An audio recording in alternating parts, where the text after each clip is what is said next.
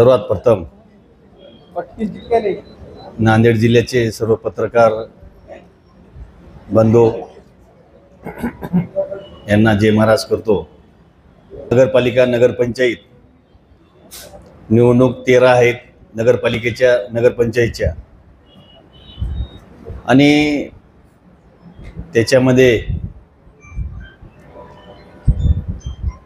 महाराष्ट्रामध्ये महायुतीचं सरकार आहे आणि नांदेड जिल्ह्यामध्ये सुद्धा आम्ही महायुतीसाठी तयार आहे।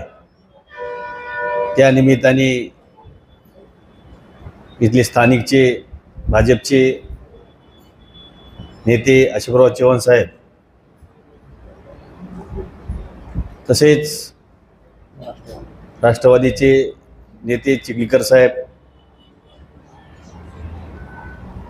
आणि आम्हाला महायुतीमध्ये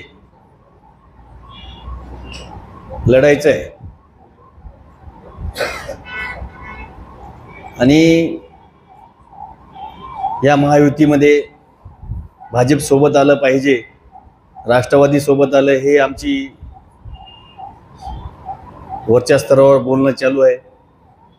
त्या निमित्ताने येणाऱ्या काळामध्ये आता माझ्या मतानं 2 दिवस फॉर्म भरणं सुद्धा झालेले, 4-5वां दिवस आहे आजचा। महाराष्ट्र राज्याची ते त्याचा त्या पक्षाचा मोठा भाऊ मानायला हरकत नाही। ते मोठा भाऊ भाजप आपला मोठा भाऊ आहे। सेकंडमध्ये आम्ही त्याने सांगितले बा सेकंड आमदार आमचा मोठा भाऊ सेकंड या ठिकाणी आमदार म्हणजे त्या ठिकाणी 60% जागा मागितल्या, तर 60% खाली उतरणार का उत्तर देणार? बघू आता काय आहे ते थोडं ऍडजस्टमेंट करावं लागेल आपल्याला। काय तेवढं एकदम ताण तणाव कसं जमत नगरमध्ये शिवसेनेचा आमदार आहे, त्या ठिकाणी राष्ट्रवादीने आपला नगराध्यक्षपदाचा उमेदवार जाहीर केला, घुसखोरी केली असं वाटत नाही का? त्याचे बोलणं चालू आहे, काय अडचण नाही। भाजप संघ बोलणं चालू आहे, लास्ट चर्चा त्यामध्ये आहे। राष्ट्रवादीने घुसखोरी केली असं वाटत नाही का? नगराध्यक्षपदाचा उमेदवार जाहीर केला, ते पक्ष त्याचा पक्ष ते सांगतील। शिवसेनेचा मतदारसंघ आहे, ठीक आहे, ज्याला घुसखोरी केली का त्याने केली का ती त्याच्या मनावर आहे। नगरपालिका तुमचं आम्ही महायुतीचे घटक, आपण महायुतीच्या विरोधात चालणारे माणसं, शिवसेना त्याचंही उत्तर देतो। हे एकदा शब्द दिला की शब्द पाळणारी सेना आहे। काय आम्ही बोलू हे असं नाहीये।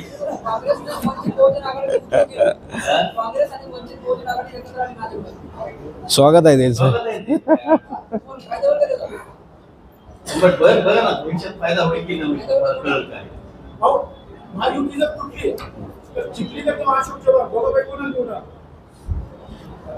महायुती तुटली तर आम्ही बी लढायलो ना, आम्ही लोकांचं कशाला बघू, मग आम्हाला आमचे निवडून आणायचे ना साहेब।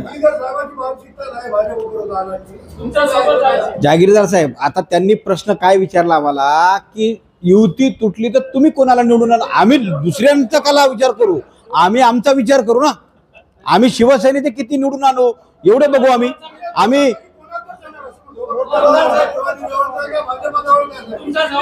आम्हाला दोघही सेम आहेत, आता युतीमध्ये आहेत। आज आमची बोलणी दोघांसोबत चालू आहे। युती तुटली तर त्यांनी लढतील, आम्ही आमचं लढू।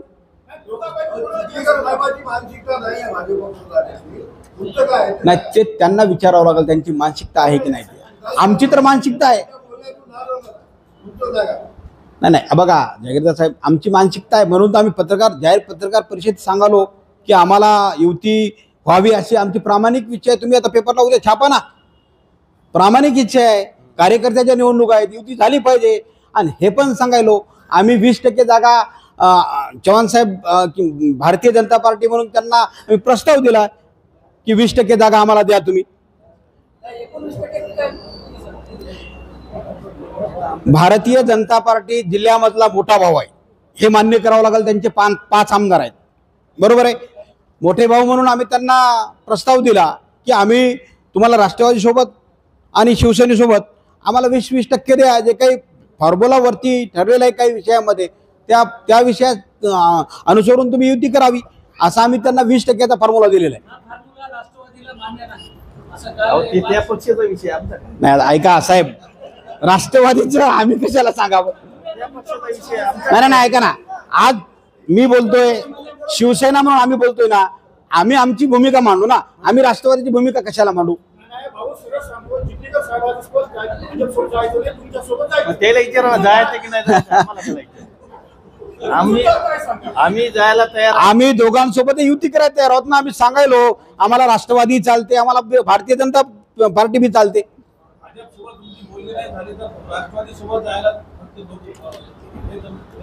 ते आम्ही पुढच्या काळात सांगू. कळलं काय कोणाचं आता आम्ही तुम्हाला स्पष्ट सांगितलंय, आमची प्रामाणिक इच्छा आहे. मला प्रश्न आहे, विधानसभा निवडणुकीत भाजपाच्या काही नेत्यांनी तुम्हाला पाडायचं नाही.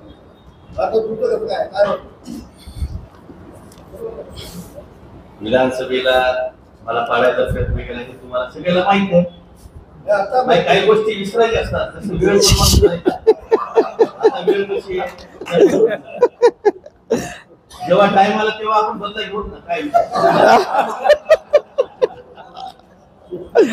काही मला चला धन्यवाद. झालं का आता? चला. Thank you.